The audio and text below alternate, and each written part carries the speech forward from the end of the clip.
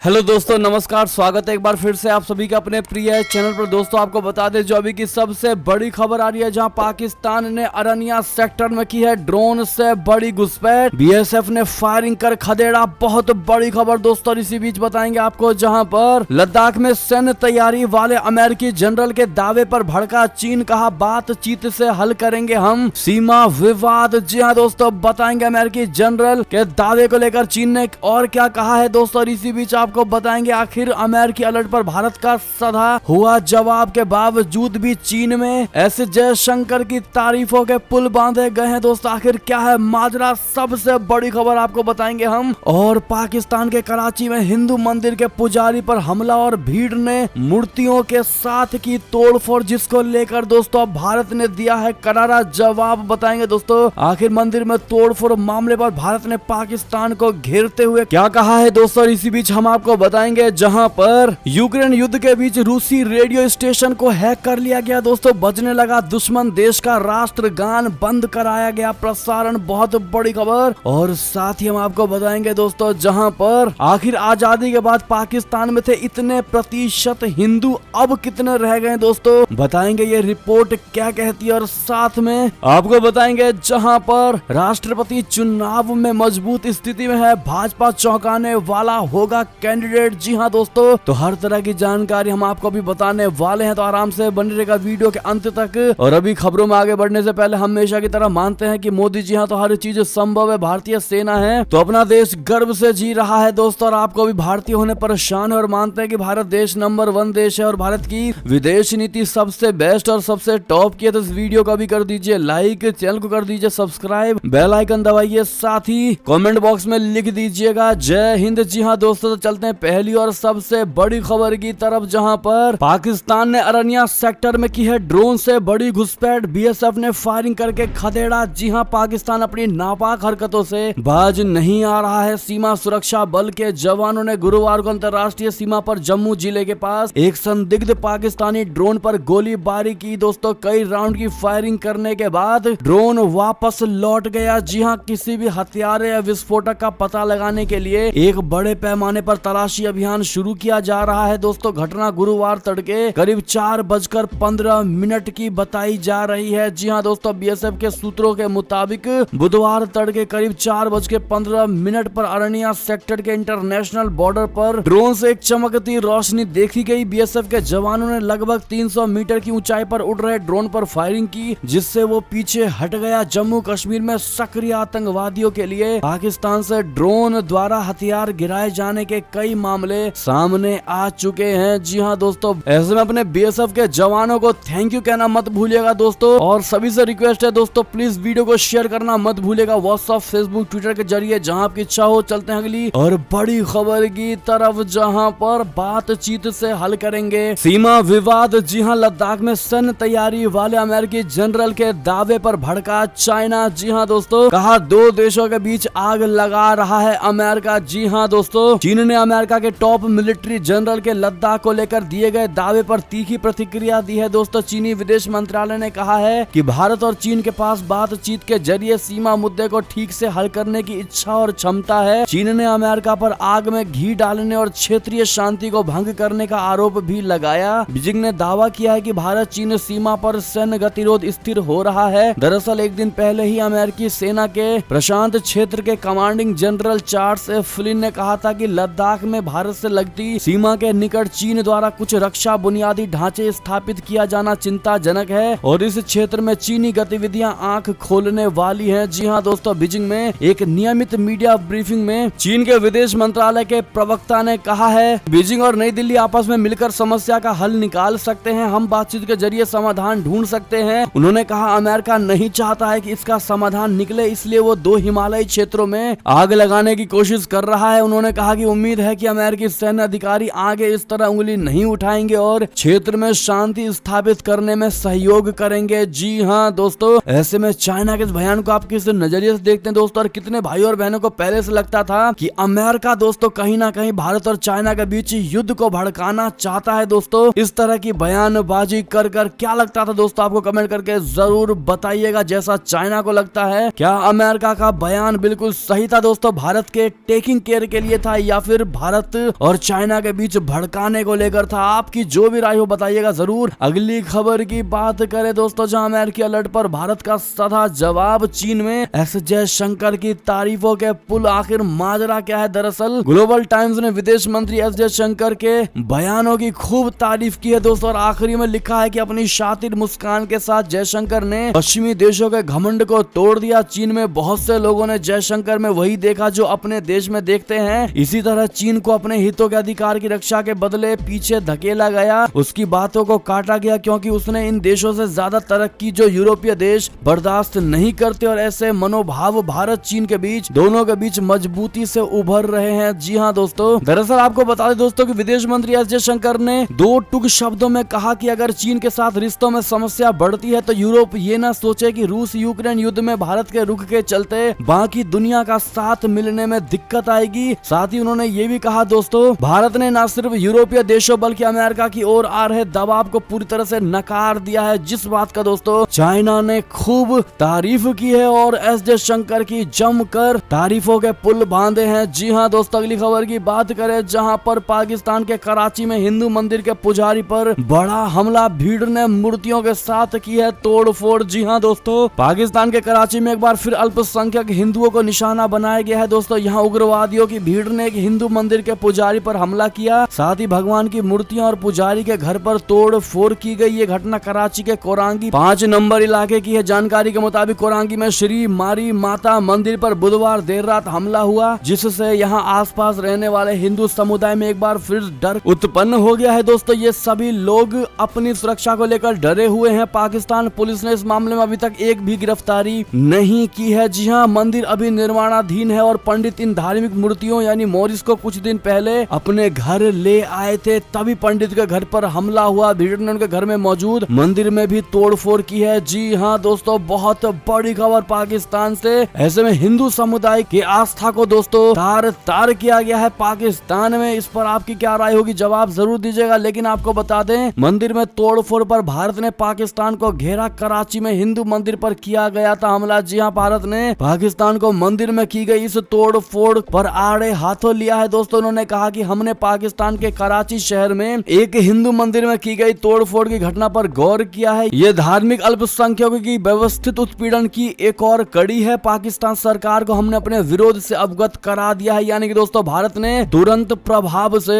पाकिस्तान सरकार को दोस्तों आड़े हाथों लिया है, लेकिन पाकिस्तान की तरह किसी अन्य देशों को भड़काने की कोशिश नहीं की गई है दोस्तों। जैसा कि पाकिस्तान ने नुपुर शर्मा वाले बात पर पूरे मुस्लिम समुदाय और मुस्लिम देशों को भड़काने की कोशिश की दोस्तों, और खुद भी भद्दे भद्दे भारत पर कमेंट किए हैं दोस्तों, खास करके मोदी सरकार पर। ऐसे में आपकी क्या राय होगी, और इस मंदिर में की गई तोड़फोड़ के लिए दोस्तों आपको क्या लगता है, किस लेवल तक भारत को इस बात को उठानी चाहिए? कमेंट में आप लोग लिखकर जरूर बताइएगा दोस्तों। चलते हैं अगली खबर की तरफ, जहां किसी का निजी विचार सरकार का बयान नहीं। जी हां, नुपुर शर्मा के विवादित बयान पर सवाल करने वाले सभी देशों को दिया जवाब। जी हां, MEA का बहुत बड़ा बयान। बता दें, पैगंबर विवाद पर कल विदेश मंत्रालय ने प्रेस कॉन्फ्रेंस में बताया कि जिन देशों ने इस पर प्रतिक्रिया दी है उन्हें जवाब दे दिया गया है। MEA के प्रवक्ता ने अरिंदम बागची ने बताया है दोस्तों कि हमने पहले ही सभी देशों से अपने विचार स्पष्ट कर दिए हैं। विदेश मंत्रालय के प्रवक्ता अरिंदम बागची ने कहा है कि पैगंबर विवाद पर कुवैत, कतर, सऊदी अरब या फिर जिन गुटों ने आपत्ति जताई थी उन्हें भारत की ओर से जवाब दे दिया गया है। हमने बहुत ही स्पष्ट कर दिया है कि सरकार किसी भी बहस के दौरान या सोशल मीडिया पर किए गए किसी भी विचार का समर्थन नहीं करती है। जी हाँ दोस्तों, इन देशों को भारत की ओर से ऑफिशियल बयान भी दे दिया गया है दोस्तों। ये बयान हमारे नहीं है, ये किसी के निजी विचार हो सकते हैं। उन्होंने बताया कि हमारे दूतावास पहले से ही अपने वार्ताकारों के संपर्क में है ताकि हम अपने विचारों को व्यक्त कर सके। अगली खबर की बात करें दोस्तों, जहां पर आखिर भारत में पैगंबर विवादित बयान पर हंगामा करने वाले इस्लामिक देश उइगर मुस्लिमों के मुद्दे पर खामोश क्यों हैं? जी हां, भारत के खिलाफ मोर्चा खोलने वाले अरब देश लाखों उइगर मुस्लिमों पर किए जा रहे चीनी अत्याचारों पर खामोश क्यों रहते हैं दोस्तों? ये अरब देश कई बार चीन के उइगर मुस्लिमों के शोषण के बजाय उसका समर्थन करते नजर आते हैं। क्या लगता है दोस्तों आपको, आखिर क्या हो सकती है बड़ी वजह? आप लोग अपना राय देना मत भूलिएगा दोस्तों, और प्लीज वीडियो लाइक करना मत भूलिएगा और शेयर करना मत भूलिएगा। अगर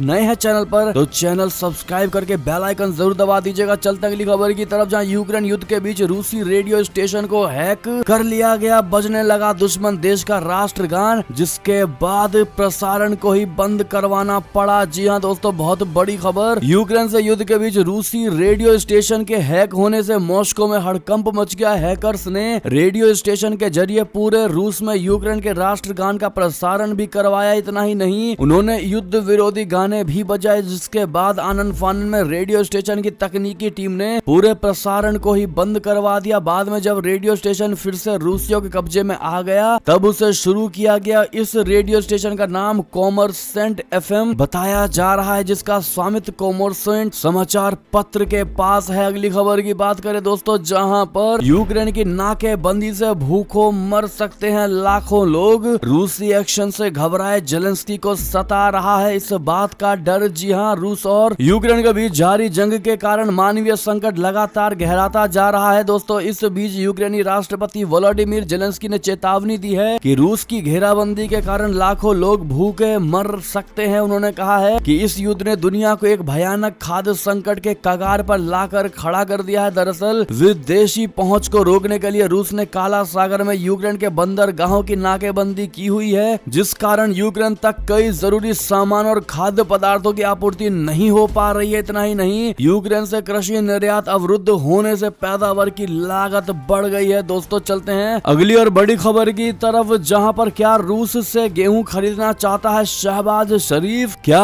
अमेरिका को पसंद आएगा गुलाम पाकिस्तान का ये फैसला। जी हां दोस्तों, रूस से गेहूं और चीन से खाद मंगाने की तैयारी में है पाकिस्तान। खाने की किल्लत से जनता है परेशान। जी हां, पाकिस्तान के प्रधानमंत्री शहबाज शरीफ विदेश नीति को लेकर इमरान खान के नक्शे कदम पर चलते दिखाई दे रहे हैं। दोस्तों, शहबाज ने इमरान खान के कार्यकाल के आखिरी दिनों में रूस के साथ किए गए गेहूं खरीद सौदे का समर्थन करने का फैसला किया है। उन्होंने कहा कि हाल ही में एक कैबिनेट बैठक में चर्चा के दौरान कहा कि रूस से गेहूं का आयात गवर्नमेंट टू गवर्नमेंट डील के तहत होना चाहिए। इसके अलावा उन्होंने अधिकारियों को यह सुनिश्चित किए जाने का निर्देश दिया कि पाकिस्तान में खपत होने वाली इस फसल की गुणवत्ता अच्छे स्तर की हो। जी हाँ दोस्तों, ऐसे में अमेरिका के समर्थन से बनी शहबाज शरीफ सरकार के लिए इस सौदे को जमीन पर उतारना मुश्किल भरा हो सकता है, क्योंकि रूस दौरे के कारण ही इमरान खान को देना पड़ा था इस्तीफा। जी हाँ दोस्तों, इमरान खान आरोप लगाते रहते हैं कि इसी सौदे और रूस दौरे के कारण अमेरिका ने उन्हें पाकिस्तान के प्रधानमंत्री की कुर्सी से हटवा दिया था दोस्तों। और अब ऐसे में शहबाज सरकार के लिए बड़ा मुश्किल हो सकता है दोस्तों। लेकिन अगर रूस से सस्ता गेहूं नहीं खरीदा जाता है तो पाकिस्तानी अवाम के सामने भूखमरी के हालात पैदा हो जाएंगे। क्या लगता है दोस्तों आपको? ऐसे में कमेंट करके जरूर बताइएगा। क्या मझधार में फंस गई है शहबाज सरकार? चलते हैं दोस्तों अगली खबर की तरफ, जहां आजादी के बाद पाकिस्तान में 13% हिंदू थे, अब इतने रह गए शेष 6 लोग करते हैं जैन धर्म का पालन। जी हाँ दोस्तों, पाकिस्तान में हिंदुओं की आबादी को लेकर अलग अलग दावे किए जाते रहे हैं, लेकिन अब अलग अलग दावों पर विराम लग गया है दोस्तों। पाकिस्तान की national database and registration authority बोले तो नाडरा ने इस संबंध में आंकड़ा जारी किया है दोस्तों। नए आंकड़ों के मुताबिक पाकिस्तान में अब लगभग 22 लाख के आसपास हिंदू बच गए हैं दोस्तों। दरअसल आंकड़ों के मुताबिक पाकिस्तान में 22,10,566 हिंदू रहते हैं, जो कुल पंजीकृत आबादी यानी कि 18,68,90,601 का महज 1.8% है। गौरतलब है कि 1951 में पाकिस्तान में 13% हिंदू थे। नाडरा के मुताबिक मार्च तक देश में कुल पंजीकृत आबादी 18,68,90,601 है, जिनमें से मुस्लिमों की संख्या 18,25,92,000 है। प्राधिकरण से अल्पसंख्यकों को प्राप्त कंप्यूटरीकृत राष्ट्रीय पहचान पत्र यानी CNIC के आधार पर रिपोर्ट में अलग अलग 17 धार्मिक समूहों की पुष्टि की गई है और 1400 लोगों ने स्वयं को नास्तिक बताया है। जी हाँ दोस्तों, यानी कि ऐसे में कहा 1951 में 13% हिंदू दोस्तों, और अब पाकिस्तान के कुल आबादी का 1.8% हिंदू ही बचे हैं। ऐसे में क्या ये सवाल नहीं उठाया जाना चाहिए? क्या कहते हैं आप लोग? राय सुझाव जरूर दीजिएगा दोस्तों। क्या ऐसे में भारत सरकार को एक्शन लेना चाहिए पाकिस्तान पर? हाँ या ना में जवाब जरूर दीजिएगा। चलते अगली खबर की तरफ, जहां पर विदेश मंत्री जयशंकर की चीन को 2 टूक कहा, अब इतिहास का गुलाम नहीं रहा। भारत वीटो पावर को लेकर भी कह दी बड़ी बात। जी हाँ दोस्तों, भारत के विदेश मंत्री S जयशंकर ने बिना चीन का नाम लिए कहा कि किसी भी देश द्वारा ऐसी कोशिश पर वैसी ही प्रतिक्रिया दी जाएगी। उन्होंने कहा कि भारत यथास्थिति में एक तरफा बदलाव करने के किसी प्रयास को कभी स्वीकार नहीं करेगा।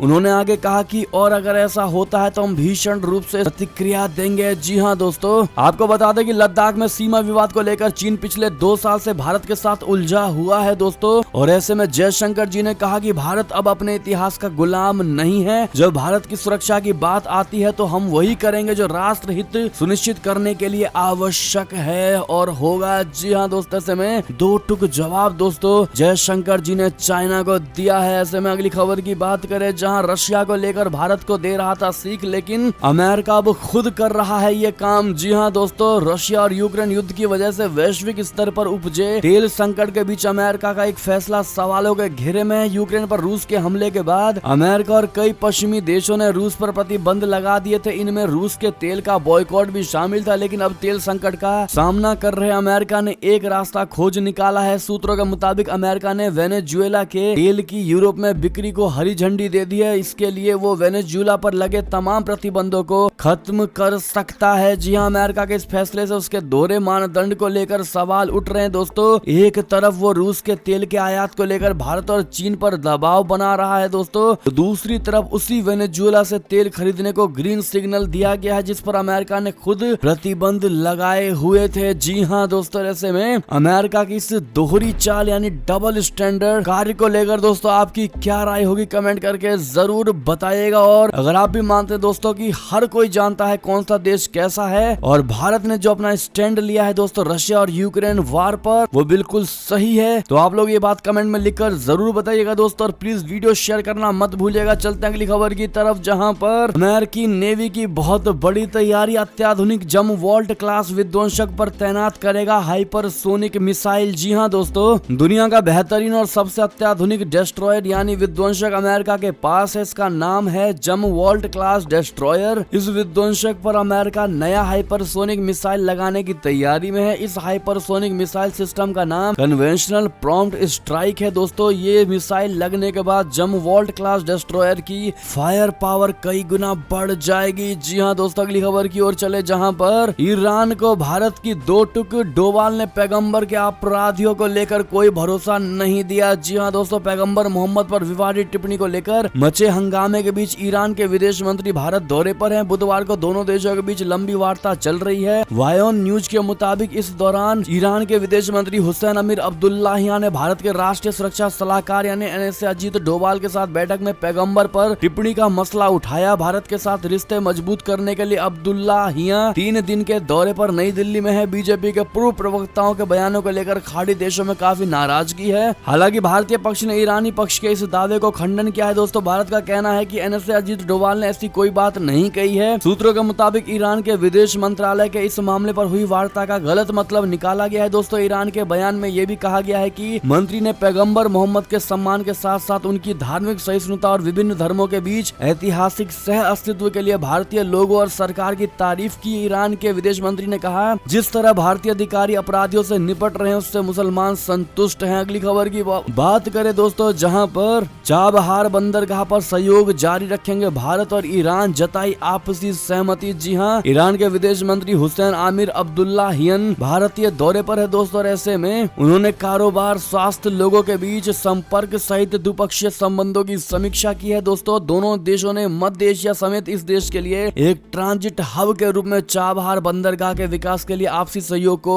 जारी रखने की प्रतिबद्धता भी जताई है। अगली खबर की बात करें दोस्तों, जहां पर सलमान खान को धमकी देने वाले मामले में बड़ा खुलासा हुआ है दोस्तों। चिट्ठी पहुंचाने वाले की हुई पहचान, दरअसल बॉलीवुड एक्टर सलमान खान को धमकी भरे पत्र को लेकर बीते दिनों से कई नाम सामने आए हैं, लेकिन अब इस मामले का बड़ा खुलासा हुआ है। सलमान खान को धमकी देने वाले गैंगस्टर का नाम सामने आ चुका है। ये साफ हो चुका है कि सलमान खान को धमकी भरा लेटर भिजवाने वाला इंसान लॉरेंस बिश्नोई ही है। जी हां, सलमान खान को धमकी भरा लेटर भिजवाने वाले शख्स की पहचान पुलिस ने कर ली है और ये लेटर किसी और ने नहीं बल्कि लॉरेंस बिश्नोई के खास विक्रम बराड़ ने सलमान खान के पिता के पास पहुंचाया था। जी हां दोस्तों, अगली खबर की बात करें, जहां पर दिल्ली में कोरोना के मामलों में फिर से उछाल। पिछले 24 घंटों में 622 नए केस दर्ज, 2 की हुई मौत। जी हां दोस्तों, अगली खबर की बात करें, जहां राष्ट्रपति चुनाव 18 जुलाई को होगा, 21 तारीख तक नतीजा आएगा। जी हां, निर्वाचन आयोग ने जारी कर दिया इसका शेड्यूल। जी हां, राष्ट्रपति चुनाव का शंखनाद निर्वाचन आयोग ने कर दिया है। देश देश के नए राष्ट्रपति का चुनाव 18 जुलाई को होगा, जिसमें 4809 वोट डाले जाएंगे। जरूरी होने पर 21 जुलाई को मतों की गिनती की जाएगी। दिल्ली के विज्ञान भवन में मीडिया से बात करते हुए चुनाव आयोग ने तारीखों का बड़ा ऐलान किया है। आयोग ने बताया कि 15 जून से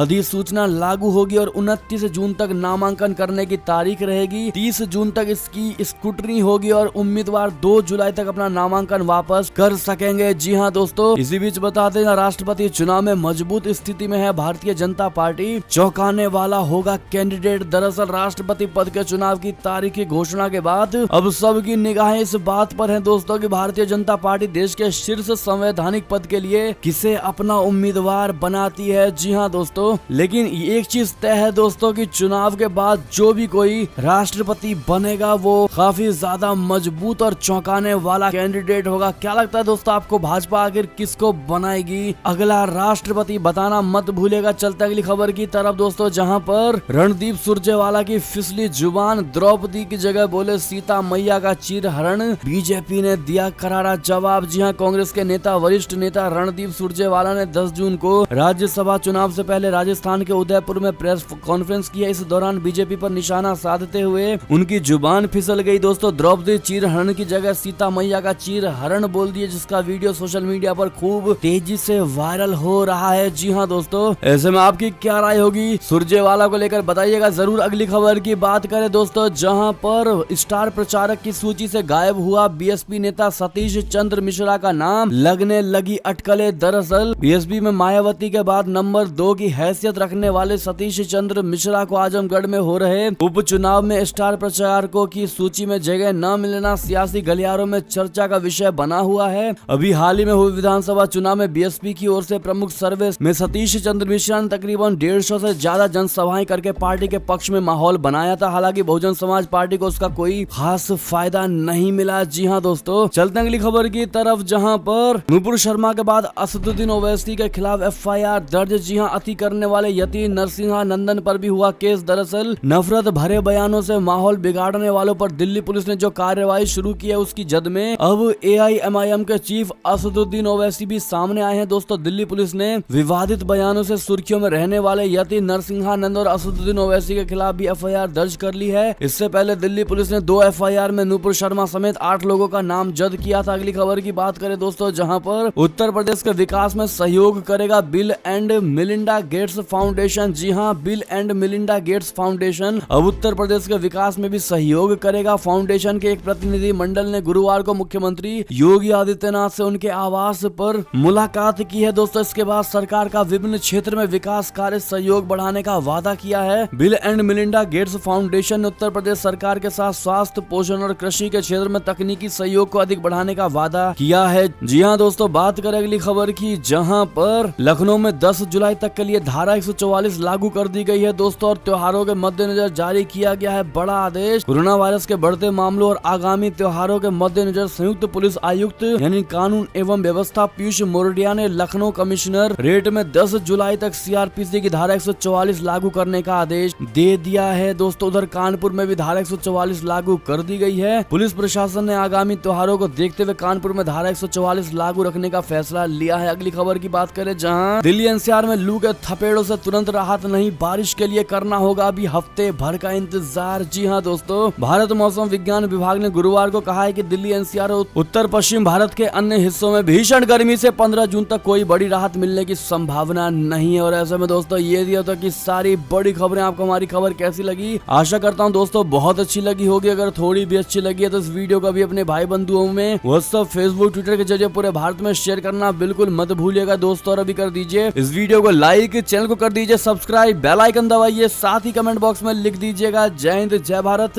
तो मिलते हैं आपसे अगली बड़ी खबर में दोस्तों, तब तक अपना ख्याल रखिएगा। सभी का बहुत बहुत धन्यवाद साथ देने के लिए, साथ बने रहने के लिए। और खबरों का सिलसिला लगातार हमारे चैनल पर जारी है, तो अपडेट रहना बिल्कुल मत भूलिएगा। अगली बड़ी खबर का इंतजार करिएगा दोस्तों। हम मिलते हैं आपसे अगली बड़ी खबर में, तब तक के लिए आप सभी का बहुत बहुत धन्यवाद। जय हिंद जय भारत, जय श्री राम, वंदे मातरम, हर हर महादेव।